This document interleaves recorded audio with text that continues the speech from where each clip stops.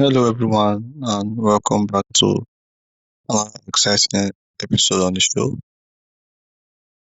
My guest today is Eric Williams, a relationship educator, author, and creator of the Origin Code framework, helping people understand the deeper roots behind their relationship patterns rather than simply treating the symptoms.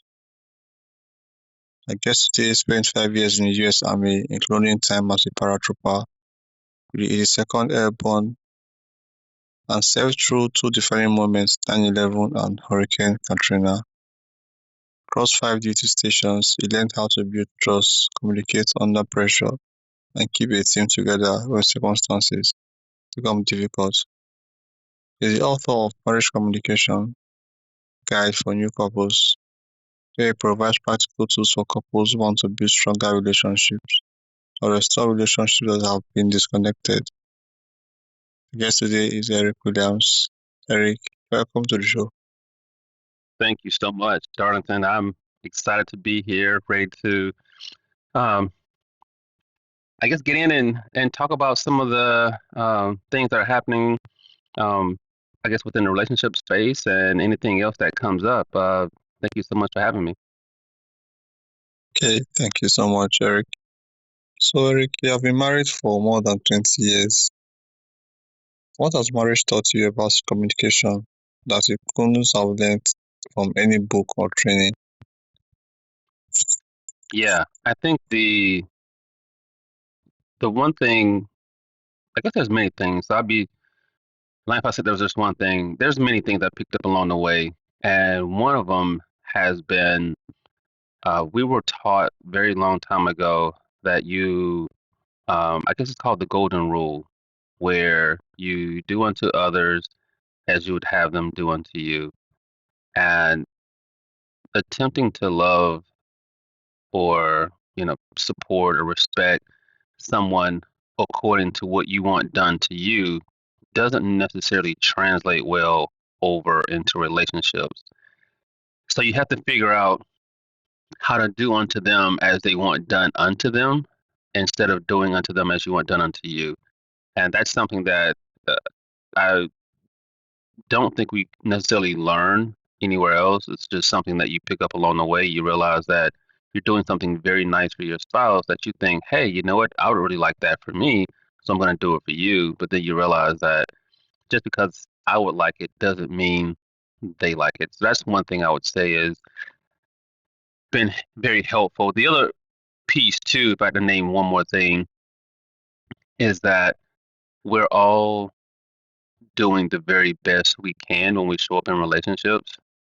But just because I think something is right, just because I think that there's a certain way that the dishwasher should be loaded, just because I think there's a certain way that you should parent or clean the house or fold the towels, just because I think there's a certain way that it should be done doesn't necessarily mean that is the only way to do it. And so a lot of couples that I've been able to work with, and even in my own life, had to learn that just because I think it's right doesn't mean it works for us. It just means that's my way. And so I've had to learn that it's more important to think outside of what's right versus wrong and really begin to pick up the idea of, does this work for us or is this not working for us?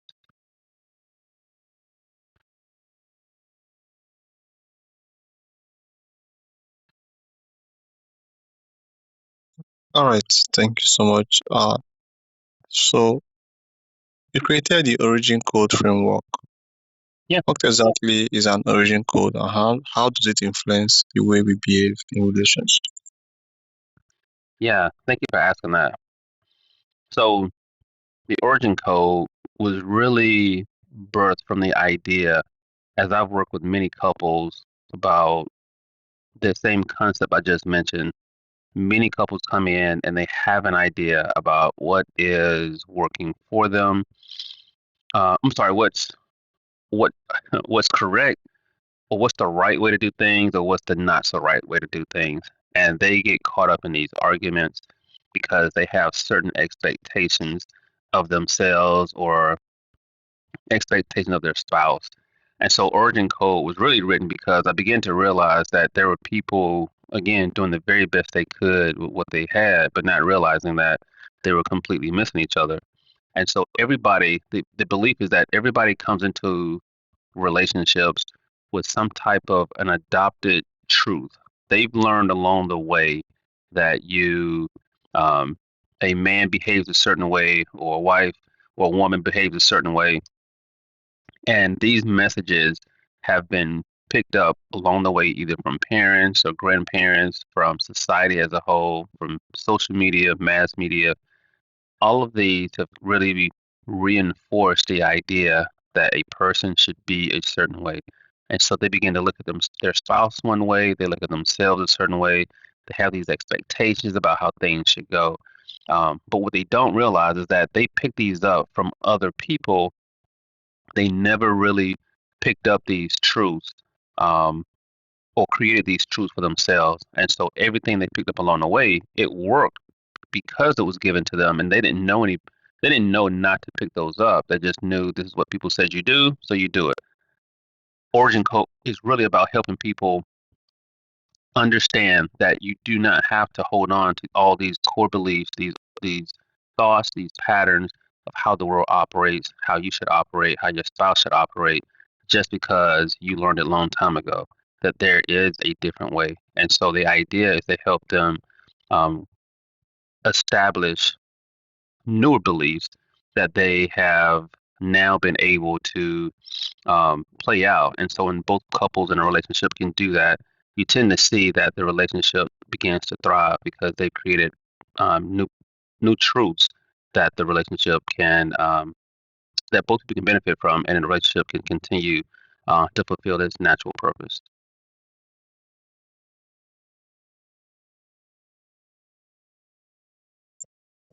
Okay, thank you so much. For that wonderful answer, Eric. So, why do couples often keep having the same arguments over and over, even when they have already talked about the problem many times? hmm And the question was, why do I think they still have those arguments?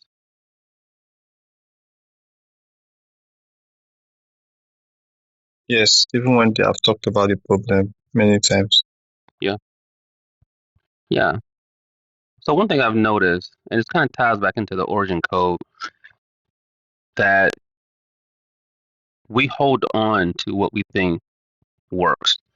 We hold on to what I would say works for us.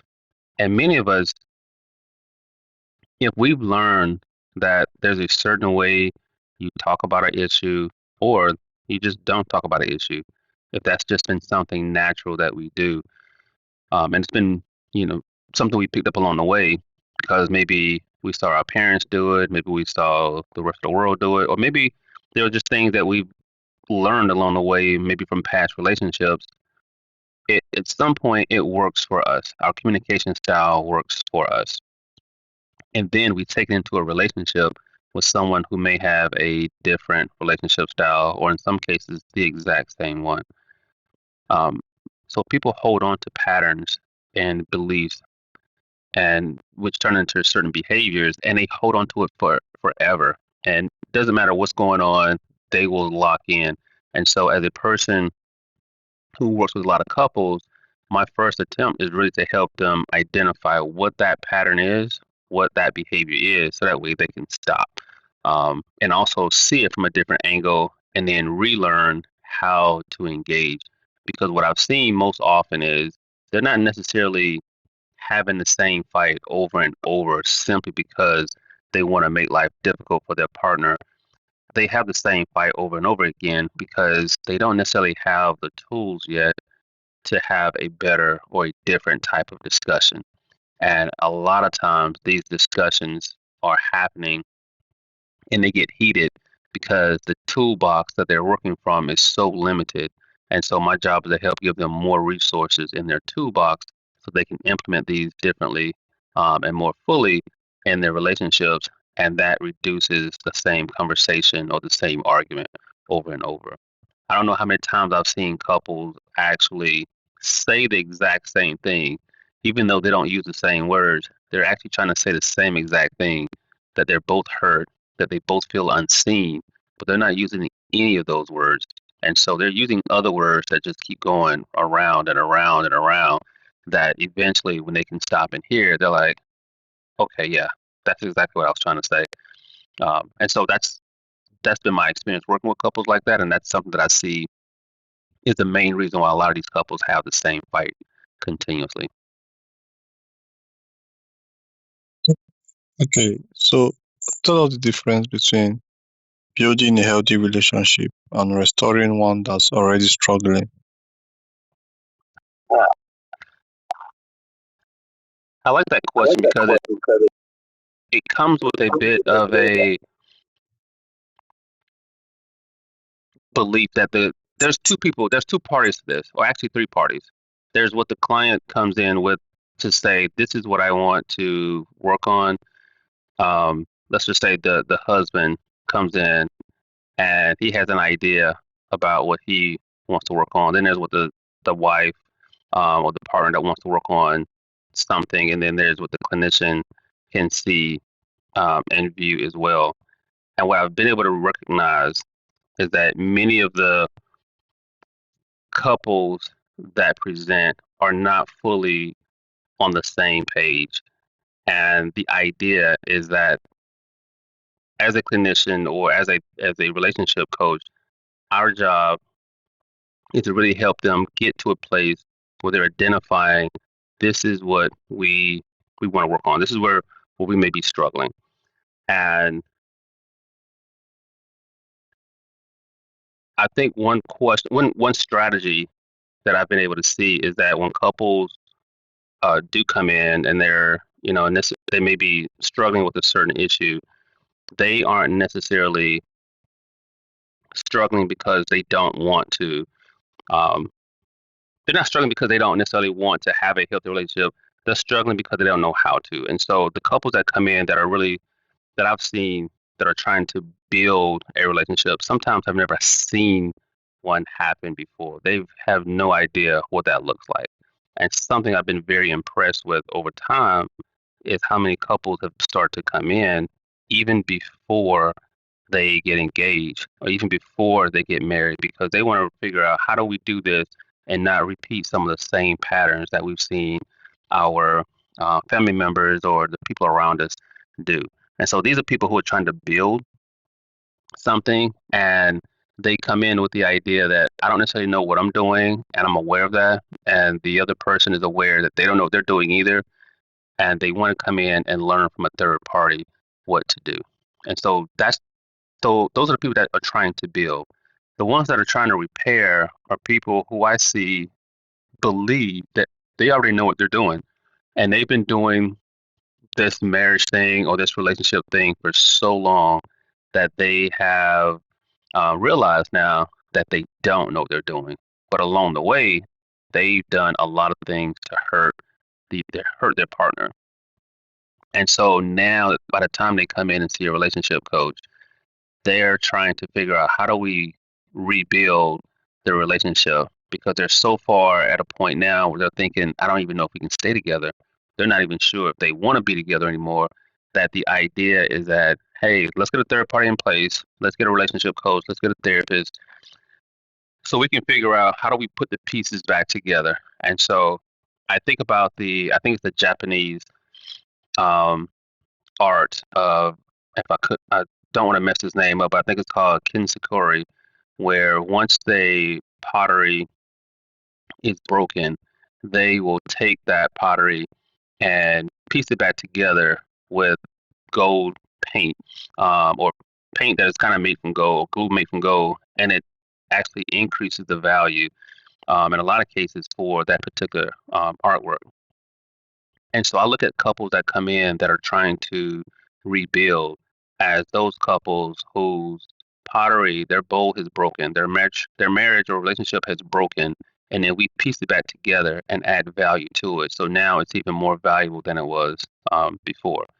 The other couples who are building, though, they haven't built their bowl yet, and so The job is to hopefully get them to build a very nice boat that doesn't have as many fractures and cracks in it, but nevertheless to have something they can also enjoy that is going to be very helpful and beneficial, as it's been deemed to be.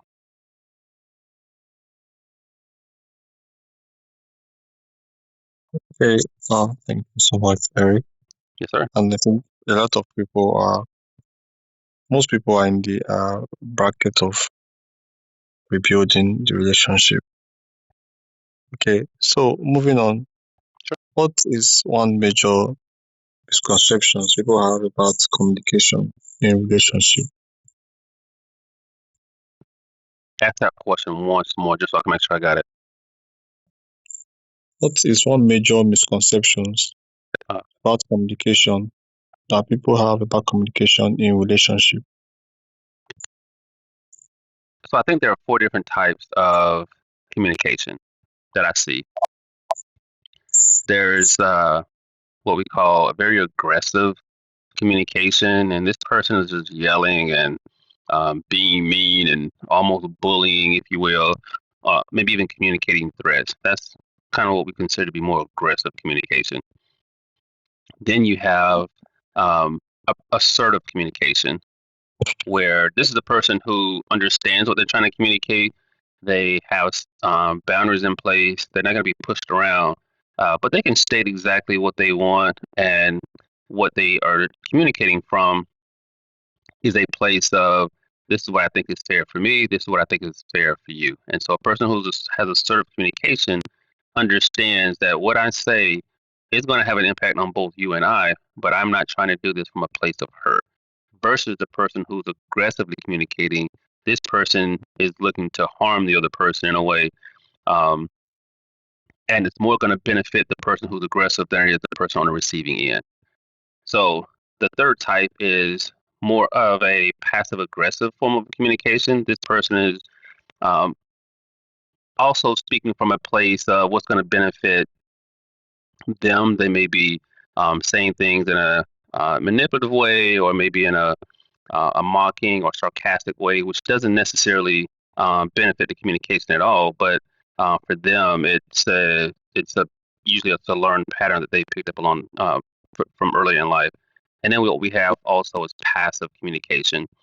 So with passive communication, this person does not really state what's on their mind, and they're thinking from a place of, I don't necessarily want to inconvenience the other person. I'll just inconvenience myself along the way. So with those four types of communication, people tend to have those. I think everybody has it at some point or another, and they all pull them out at different times. Some people are more naturally aggressive in their communication, and they believe that my way of communicating is the best way. And so, to your question, is there, what do people believe, or what's the idea of uh, maybe communicating, or how people even maintain the communication? A lot of people believe that their way of communication is the best way, and a lot of times they also have to believe that there's tit for tat communication, which is, if you say something that offends me, then I'm going to say something back that offends you. And so we see this quite a bit in social media when people are commenting on, maybe podcast episodes, or they say it within social media posts. People will communicate a certain way, and then uh, and it may not necessarily be the best way, but then they believe that my way should still be expressed the way I want to. So I've seen a lot of people feel that because I can communicate, because I was given this mouth to say what I want to, and I have freedom of speech, I can say whatever I want to whomever I want to, and think that, you know what, no one should be offended. But that's just not true. And I would say the one thing that I see a lot happen for couples is the idea of confusing thoughts and feelings, where my thoughts are my interpretations about what the situation may be. So, for example, let's say there's a man and a woman in a relationship, and then the man forgets to take the trash out. And so the woman notices that and says, "Hey, you didn't take the trash out. You think I'm your maid or something. You think I'm supposed to be the only person who cleans up around here, and you don't have to do anything." and you're just lazy. You don't do anything around here. This is why I don't, like being here with you, or whatever. Everything she just said is from a place of this is her thoughts and her beliefs. Everything she said is not really true. Maybe he does take the trash out. Maybe he just forgot that one time. But maybe also she does um, think that she does it more. But does he really think that he wants her to be his mate? And so what she said was a lot of things that weren't necessarily true. And so the difference between thoughts and feelings are thoughts are not always correct. They're assumptions that I may have, but they're not necessarily truths that I know. And so people will say those. The feelings though are always valid. And so if she says, "Look, I do feel alone or I feel disrespected," then a lot of times it's fair to address the conversation at that point and say, "You know what? You know, I I'm sorry that you feel that way. Tell me more about what's happening." And so we accept the feelings as a form of truth. Doesn't necessarily mean that they are based on something true, because in that same scenario, if she believes that you think I'm supposed to be your maid, and so I'm upset, and I'm going to, um, and that you're lazy and all this other good stuff, and now she's upset with you. Her feelings are valid, but her feelings are based on thoughts and beliefs that are not correct. And so what we'll do is we'll meet her at the feelings. We'll kind of work through that piece, but it doesn't necessarily mean that her thoughts that fuel those feelings are actually correct. So what I've seen happen for a lot of couples is they believe that just because I think it, then it must be true, and it's not. The feelings can be true, but the feelings aren't necessarily based on something that is true either. And so sometimes even the feelings can be problematic because I'm upset because I told myself a whole lot of stuff that wasn't true. And I began to hold other people to that standard to say, this is what's going on, even though it's not necessarily true. So I think a lot of couples have to realize that my thoughts and where I got them from may influence what I perceive about my partner, and it may not always be true, which goes back to what I was saying before about the origin code, where we learn these things very early on in life, but it doesn't necessarily mean that those things still ring true today or even helpful in a relationship. Right, wonderful. Eric, thank you so much. Sure. So, your book is Marriage Communications Guide for New Couples. Right. Share with us one piece of advice from the book that tends to surprise people. Yeah, I think one of the things that really comes up about the book is, and we kind of actually covered some of it today in this conversation so far, where the different types of communication, and we've also talked about how the beliefs that we've learned along the way may have worked for other people, but not so much in our current relationship. And I think one of the takeaways would be, and I'll kind of use this analogy. There may be three different cars on the road that look the exact same. That's the same make, the same model, could be the same color, and so all three are on the road, and let's just say you have one of those cars. So you look at it, you say, "Oh, yeah, cool. Um, I like their car. The car looks just like mine. I bet the car uses the same key." But then you realize your key to your car only works to your car. It does not work to their car or the next car. As a matter of fact, it doesn't work to any other car because your key is designed specifically for your car. And so, marriage communication guide for new couples is really about helping new couples realize that just because I'm married, just because I'm in this relationship right now, and I learned that how to communicate a long time ago because I watched my parents or I watch Oprah or I watch, I don't know, Dr. Phil or whoever communicate, just because I've seen what they said doesn't necessarily mean that it's going to work here in this one. The relationships can look the same, but the key to making each one work is different. And so that's what people would get from um, reading that book. They're beginning to understand and learn that everything that I've learned about relationships, that I've learned about myself, that I've learned about just being, having a partner in my life is all things that did not come from what I created with my partner. I don't have the key to this relationship because I got somebody else's key. I can't take somebody else's key and use it for mine. I have to use and create my own key for my own relationship. And if we can do that, then the relationship thrives and continues to do great things.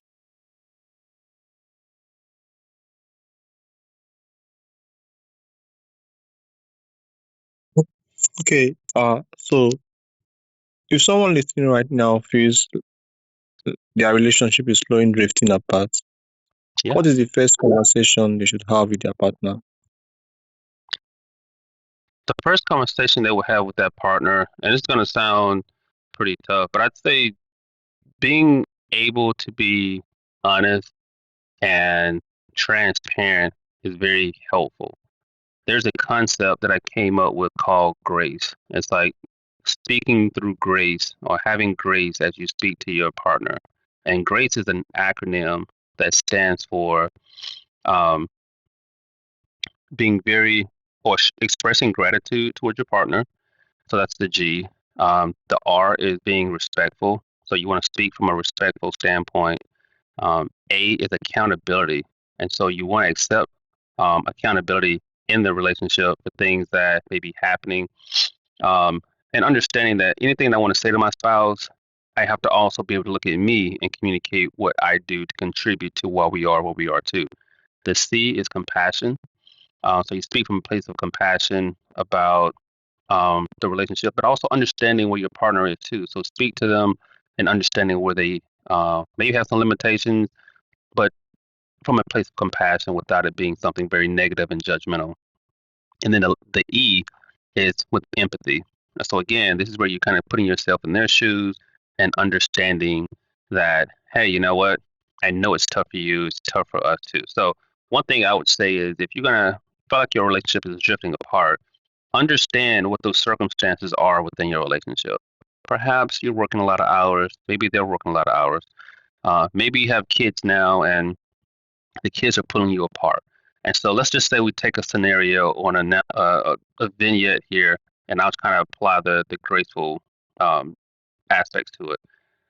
Perhaps this couple is in a they've been married now for about 7 years.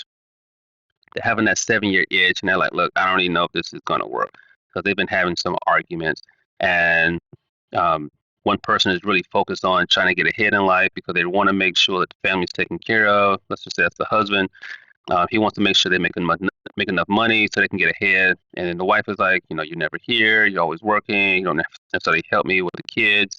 And so if that's the scenario we have, I'm going to pretend like I'm the husband in this scenario, and then speak to the wife because I'm realizing that things are pulled apart. So what I would recommend the husband say will be something along the lines of this. I'm going to kind of walk through this through the grace framework. Um, he would have a sense of gratitude and say, hey, I know I haven't really been here a whole lot, but I just want to say thank you so much for taking care of the household, taking care of the kids while I've been away, and supporting me as much as you could with me trying to get ahead in the company so that way we can have a future. And so that's the G, that's expressing the gratitude. The respect piece is expressing that from a place of respect. So he's not yelling, he's not being mean, he's not telling her she's a horrible person at all. He's just kind of speaking from that place of, I'm very grateful for what you're doing and I want to thank you for it. And then he's going to take accountability and say, look, I know I haven't really been here. I've been working a lot.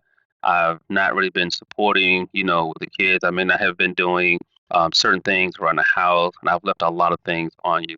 And I know that's putting a lot of extra pressure on you, and it seems like we're drifting apart. Now, this is a guy who's taking accountability for what he's doing, and he's expressing it in a way to say, I'm aware of what's happening, and he's not saying that I'm trying to do it on purpose.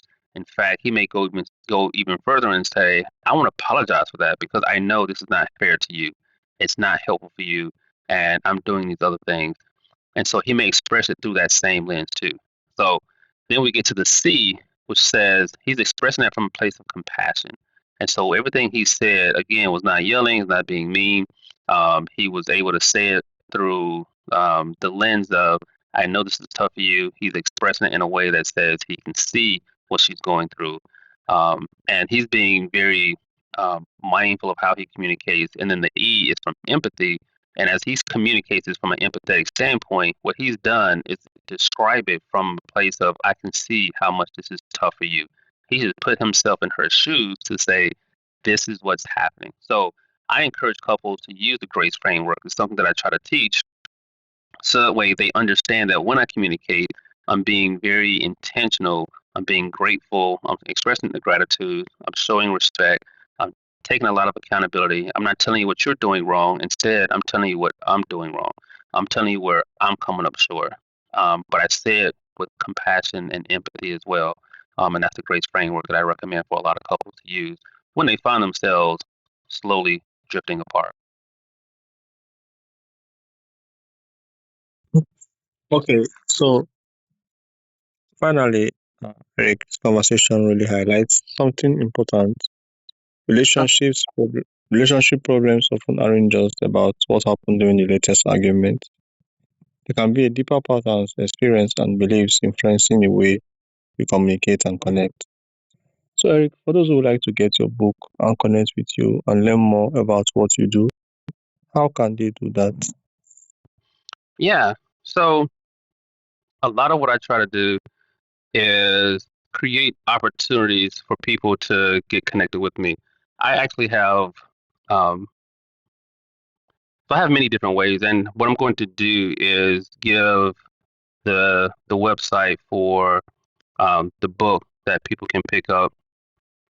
And if you go to my website, it is Eric Williams phd.com. You'll see actually both books. So there's the Marriage Communication Guide for New Couples, which is the book that we're just kind of describing. But then there's an accompanying workbook where the couples can work together. And so it's one book, both people can sit there, and there's a 30-day workbook that they follow. They kind of go in and do the notes, and there's exercises that they can do to really bring them closer together.